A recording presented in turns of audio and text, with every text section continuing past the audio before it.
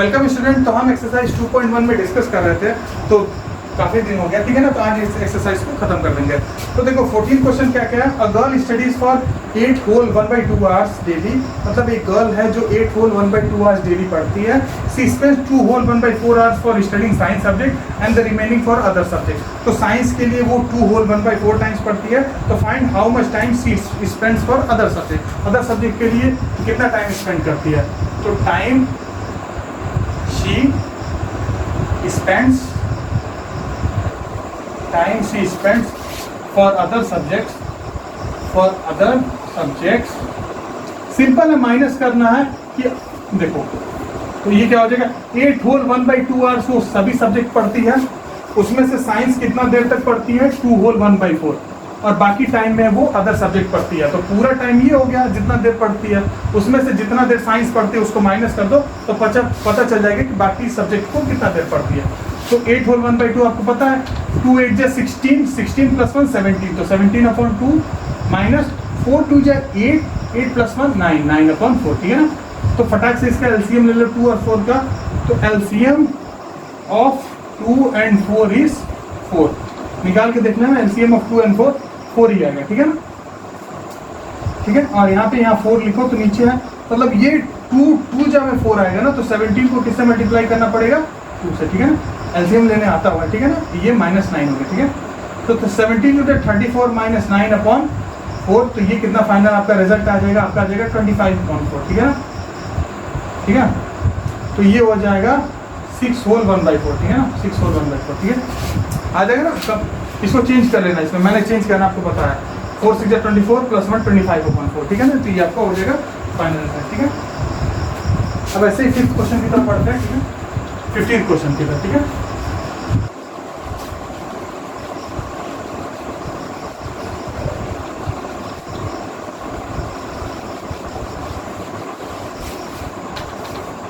तो देखो 15th question क्या कह रहा है।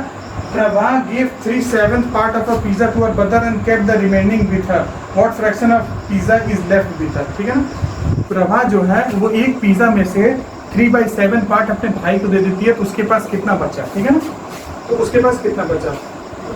What fraction of pizza is left with her? So fraction of pizza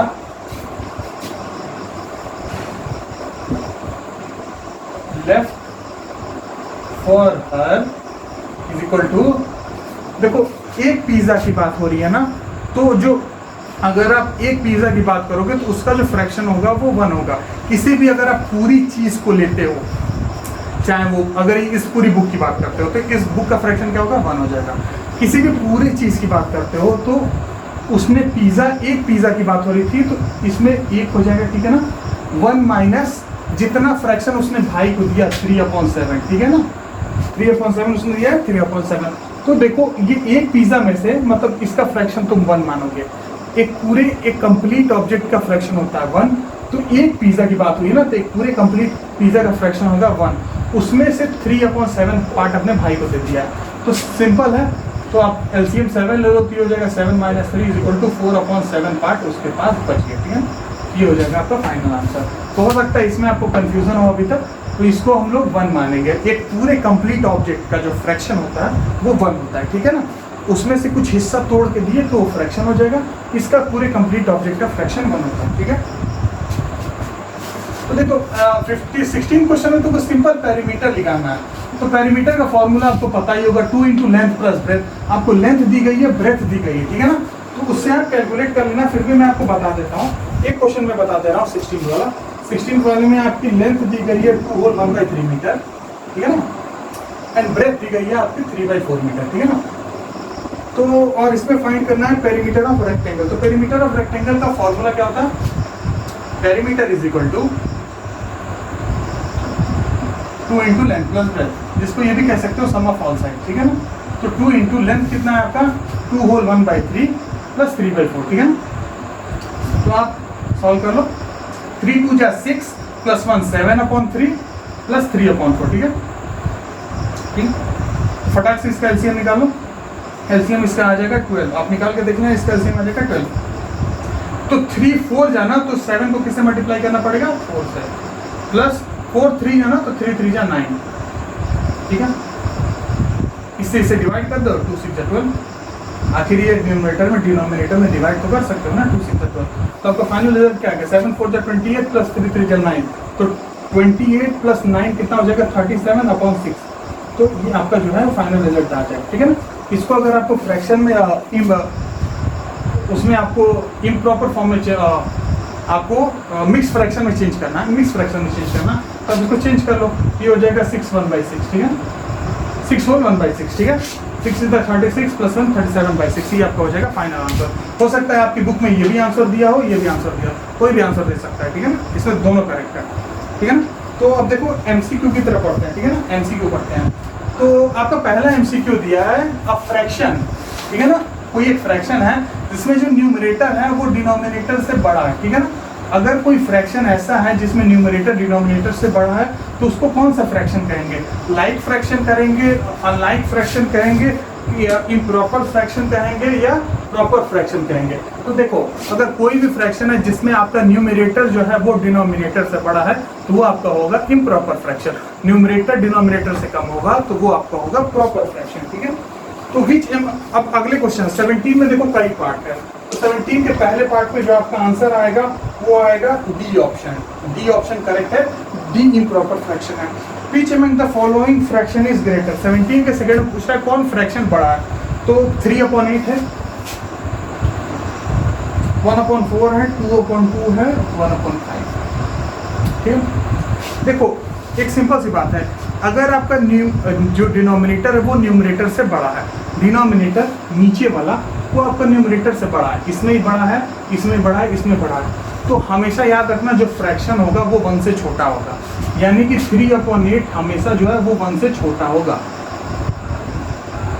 1/4 हमेशा 1 से छोटा होगा, 1/5 हमेशा 1 से छोटा होगा, ठीक है। ये खास बात होती है, ठीक है।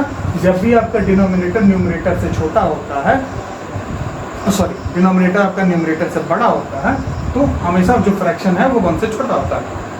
इस खास चीज में देखो, इस खास चीज में देखो 2/2 की वैल्यू क्या होती है, 2 2 जा 2 1 जा 2, यानी कि आपकी इसकी वैल्यू क्या आई 1, इसकी वैल्यू आई 1, ये सब 1 से छोटे हैं, तो बोल रहा है विच वन इज ग्रेटर, तो 2/2 सबसे बड़ा है, तो इसका ऑप्शन होगा सी ऑप्शन, सेकंड का होगा सी ऑप्शन, ठीक है ना, 2/2 सेकंड का आपका होगा सी ऑप्शन, ठीक है। तो अब देखो पीछे one the following fraction are equivalent fraction, equivalent fraction आपको चेक करना है, ठीक है ना। तो इक्विवेलेंट फ्रैक्शन चेक करना है, तो देखो मैं आपको सीधे बता दे रहा हूँ, इक्विवेलेंट फ्रैक्शन चेक करने का मैं आपको मेथड बता रहा हूँ, तो मैं आपको डायरेक्ट चेक करके बता देता हूँ। 3/4 और 9/16 है, ठीक है ना। तो 4 तो इसको 16 के बराबर करने के लिए किससे मल्टीप्लाई करने का पड़ेगा 4 से, इसको किससे मल्टीप्लाई करना करेगा 4 से, 3 4 जा 12, मतलब यहाँ 12 आना चाहिए, ये तो गलत हो गया, इक्विवेलेंट फ्रैक्शन नहीं है। 9/16 15/12, ठीक है ना, 9/16 15/12, ठीक है, ये हो जाएगा, ठीक है।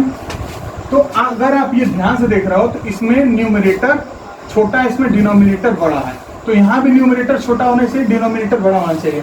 इक्विवेलेंट फ्रैक्शन निकालने की सबसे बड़ी खास बात होती है, अगर आपका न्यूमरेटर छोटा है डिनोमिनेटर बड़ा है तो जो आपका इक्विवेलेंट फॉर्म निकलेगा उसमें भी न्यूमरेटर छोटा होगा और आपका डिनोमिनेटर बड़ा होगा, तो इसमें तो उल्टा हो गया, तो ये भी आपका नहीं होगा। थर्ड ऑप्शन पे आप जाके चेक करो 3/4 एंड 15/12, तो देखो 12 कितने बार में आता है, 4 की टेबल है, 4 3 जा 12, तो 3 की टेबल में 15 कितने 15 आ रहा है, 3 5 जब हमको 3 टाइम चाहिए तो सी ऑप्शन भी नहीं होगा। एक चीज डी ऑप्शन को देखो, डी ऑप्शन 3/4 और आपका है 18/24, ठीक है ना। तो 4 को किससे मल्टीप्लाई करूँ, 4 6 जा तो 24 आ गया, तो यानी कि ऊपर को 6 से मल्टीप्लाई करना पड़ेगा, 3 6 जा 18, हाँ ये सही है। तो आपको जो थर्ड ऑप्शन है उसमें डी ऑप्शन होगा, ठीक है ना।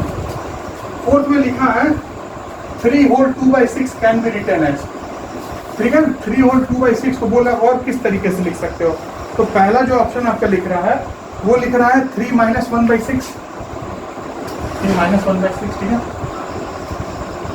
तो ये आपका 3 - 1/6 लिख रहा है, तो क्या ये सही है, क्या ये जो फॉर्म है वो सही है, बताओ।